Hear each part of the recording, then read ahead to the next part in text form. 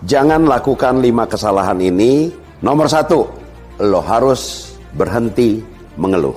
Lo harus mulai bisa belajar mensyukuri apa yang lo terima. Nomor 2, lo jangan pernah bandingin diri lo sama siapapun juga. Itu lo lagi menjerumuskan hidupnya lo ke jurang yang jauh lebih susah. Yang nomor 3, hindari kata tapi. Gue pengen sukses, tapi kayaknya susah banget ya. Udah ada sesuatu yang positif, tapi lo seret ke bawah menjadi negatif lagi. Gak ada gunanya, Om. Nomor 4, hapus mentalitas bahwa lo miskin. Jangan pernah lakukan itu.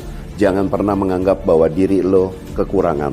Nomor 5, jangan pernah tunggu sampai terlambat. Karena waktu sudah terlambat, lo akan susah untuk keluar dari lo punya tempat.